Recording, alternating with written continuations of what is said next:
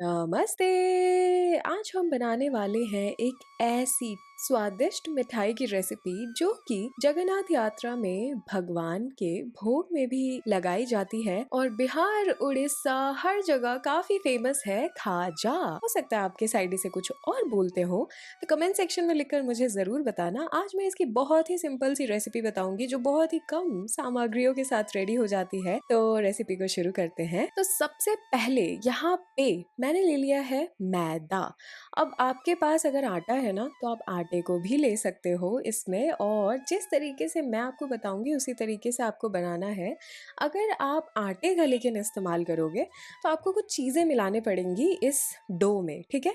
लेकिन जैसा कि आपने देखा मैंने मैदा का इस्तेमाल करा है, तो मुझे कुछ भी मिलाना नहीं है। मैं सीधा इसमें पानी ऐड कर रही हूँ और एक टाइट सा डो लगाने की कोशिश कर रही हूँ। बहुत ही कम पानी के साथ हम इस डो को लगाएंगे। और अगर आप आटे से बनाओगे तो आपको सेम चीज़ करनी है, बस कुछ चीज़ों को ऐड करने के साथ। मैं आपको डिस्क्रिप्शन बॉक्स में सारी चीज़ों की लिस्ट दे दूंगी, तो आप अपने अकॉर्डिंग जिस भी आटे का इस्तेमाल करना चाहो, मैदा या आटा, ठीक है, उसका इस्तेमाल कर लेना। अब यहाँ पे डो बन गया था, ठीक है, हल्के से ही पानी के साथ आप देख सकते हो बिल्कुल टाइट सा डो यहाँ पे तैयार है।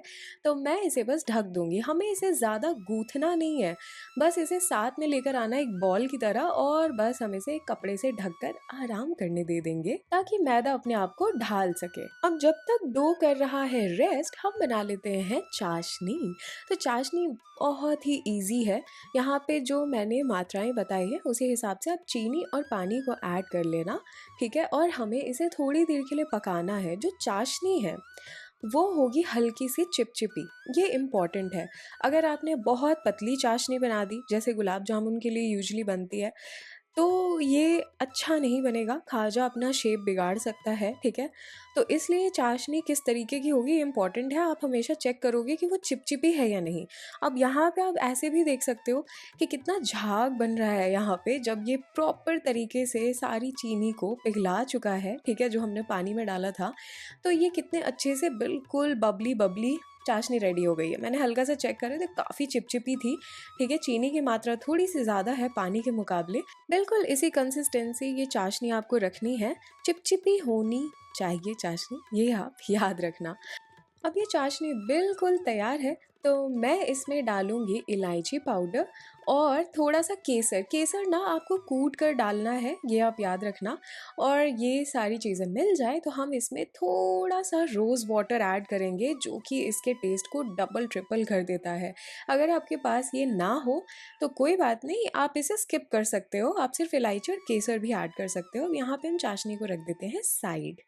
बढ़ते हैं आगे, और यहाँ पे एक मिक्सचर को हम पहले रेडी कर लेंगे। ये एक पेस्ट टाइप का होना चाहिए, इसे हम साटा कहते हैं। तो यहाँ पे मैंने 1 चम्मच मैदा और 1 चम्मच घी लिया है। आप घी का ही इस्तेमाल करना, उससे बहुत ही अच्छा टेस्ट आएगा। ऑफुल सा टेस्ट नहीं आता खाजे के बीच, तो इसलिए घी बेस्ट होता है। अब यहाँ पे मैंने इसका अच्छा सा एक पेस्ट रेडी कर लिया, आप देख सकते हो, ठीक है। इस तरीके का पेस्ट होना चाहिए। और अब हम डो की ओर बढ़ते हैं। यहाँ पे डो ने कर लिया था रेस्ट, तो ये हो गया था बिल्कुल सॉफ्ट।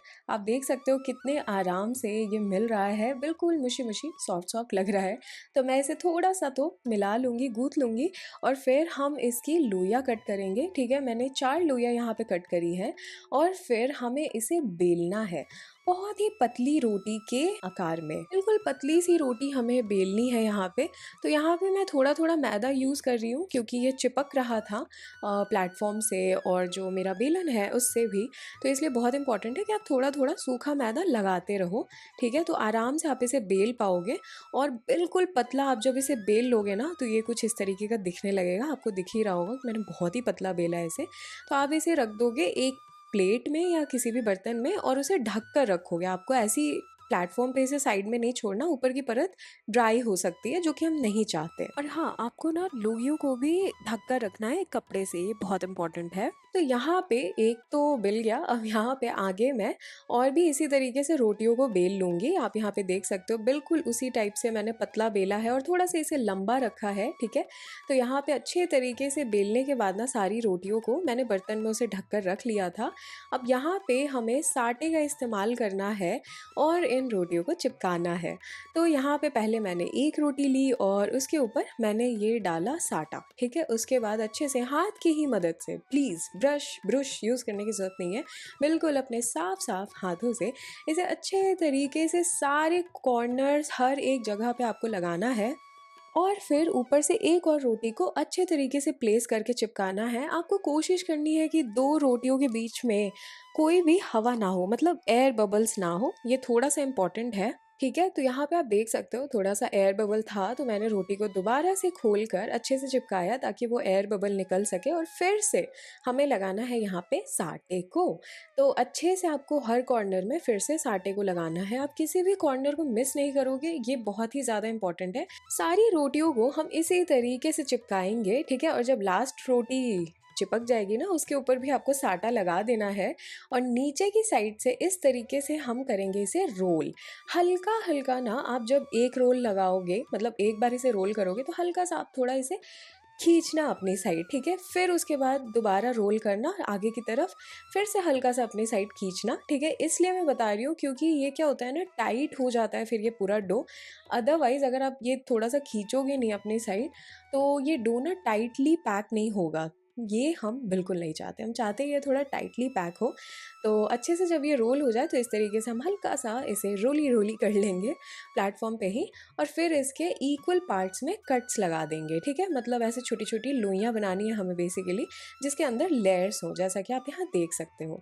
तो अच्छे से आप पहले इस तरीके से बना लो, और जो साइड में निकला हुआ पार्ट होता है ना, उसे हम फेंकते नहीं हैं, उसे भी हम रोल करके ना हल्का सा बेल लेते हैं। आप देख सकते हो यहाँ पे उसकी छोटे छोटे खाजे बन जाएंगे, ठीक है। बाकी जो बीच के जो पोर्शंस होते हैं उसके बेस्ट खाजे बनते हैं। तो आपको किस तरीके से इसे बेलना है, बिल्कुल हल्के हाथों से, ये बहुत इंपॉर्टेंट है कि आप बिल्कुल हल्के हाथों से बेलन को चलाओ। पहले आपको एक फिंगर से बीच में दबाना है खाजे की इस लोई को, और फिर आपको बिल्कुल हल्के हाथ से ना बस इसे चपटा करना है, ठीक है। इसे प्रॉपर दबाकर बेलना वेलना कुछ नहीं है, आपको बस इसे ना हल्का सा प्रेस करके एक उंगली से चपटा कर देना है। इससे होता ये है ना कि साइड से खाजे के लेयर्स खुल जाते हैं थोड़े से, और जब आप इसे तेल में डालते हो तो बहुत ही अच्छी शेप आती है। अब यहाँ पे ना मैंने तेल को बिल्कुल धीमी आंच पे गर्म कर रखा था। जब आप खाजे को बेलना शुरू कर दोगे ना, तब आप तेल को डाल देना कढ़ाई में गर्म होने के लिए, तो ये बहुत ही जल्दी आराम से गर्म हो जाएगा। आपकी कढ़ाई की सतह कैसी है उस पर डिपेंड करता है, अगर वो बहुत मोटी है तो आपको समय लगेगा, लेकिन अगर वो पतली है तो जल्दी ही हो जाएगा। लेकिन हाँ, एक चीज़ है कि हमें लो फ्लेम पे ही इन्हें तलना है, ठीक है। बिल्कुल धीमी आंच पे, तेल गर्म होना चाहिए लेकिन बिल्कुल धीमी आंच पे ही हम इसे अच्छे से, ठीक है, सिकने देंगे। क्योंकि ये जो लेयर्स है ना, उसके बीच में थोड़ी सी मोटाई है, मतलब ये बीच से कच्चा रह सकता है, तो इसलिए धीमी आंच पे इसे फ्राई करना बहुत इंपॉर्टेंट है। बिल्कुल आराम से आपको इसे फ्राई करना है, और हल्के फुल्के लेयर्स अगर जो एंड पॉइंट होता है ना वो खुले भी, तो आप घबराओ मत, आप ना इसे उसी तरीके से रहने देना एक ही शेप में।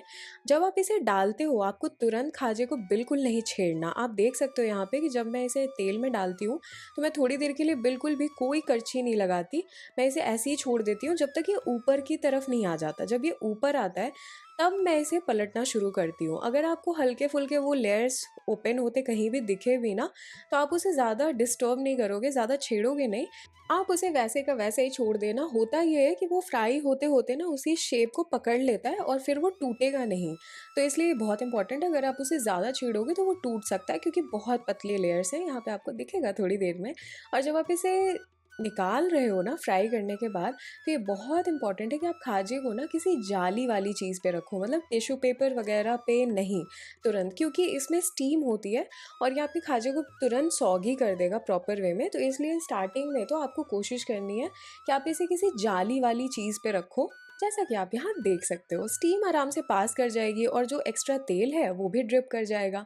तो यहाँ पे पहले मैंने दूसरे बैच को ऐड कर लिया है, और मैं एक चीज़ आपको बता दूँ कि जब आप इसे जाली पे रखोगे भी ना, तो आपको ये करना है, मतलब स्ट्रेनर पे जब आपके खाजे पड़े हैं तो बहुत ही हल्के हाथों से इस तरीके से आपको खाजे को स्टैंड अप, ठीक है, मतलब अच्छे से खड़ा कर देना है, ताकि ये जो लेयर्स है ना, इनके बीच में भी जो एक्स्ट्रा ऑयल है वो नीचे की ओर गिर जाए, ड्रिप हो जाए आराम से, ठीक है।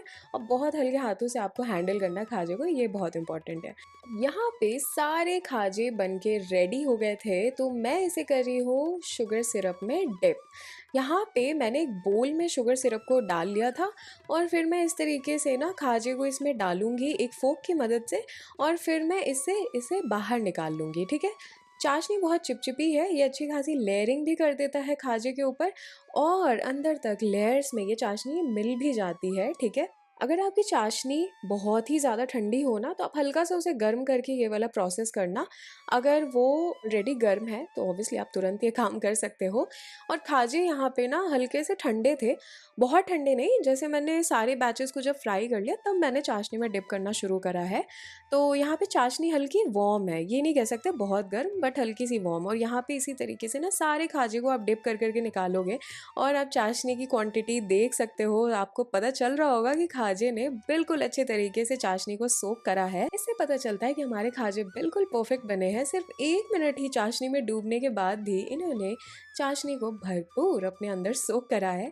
और यहाँ पे मैं सच बताऊँ तो ये रेसिपी बिल्कुल तैयार है। जी हाँ, ये रेसिपी इतनी आसान थी, इतने कम सामान के साथ बनी थी। तो आप कब बना रहे हो? जाओ जाओ बनाओ और मुझे बताओ कि ये रेसिपी आपको कैसी लगी। अभी तो सीजन है तो आपको ये रेसिपी ज़रूर ट्राई करना चाहिए। और ये तो ऐसी रेसिपी कि आप बिना सीजन के भी इसे ट्राई कर सकते हो। किसी भी त्योहार में, किसी भी स्पेशल ओकेजन पे आप इसे बनाकर 1 महीने तक स्टोर भी कर सकते हो। ठीक है, बस आपको एयरटाइट कंटेनर में इसे रखना होगा। बहुत बहुत धन्यवाद मेरी इस रेसिपी को देखने के लिए। अगर कोई सवाल है, कोई सजेशन है तो आप कमेंट सेक्शन में मुझे लिखकर पूछना मत भूलना या फिर बताना मत भूलना। और अगर आपको ये वीडियो पसंद आई हो तो लाइक का बटन दबा देना, मेरी थोड़ी सी हेल्प हो जाएगी। ऐसी वीडियोस, ऐसी रेसिपीज के साथ तो मुझे हर हफ्ते आना ही है, तो मेरे चैनल को भी सब्सक्राइब कर लेना। तब तक के लिए बाय बाय।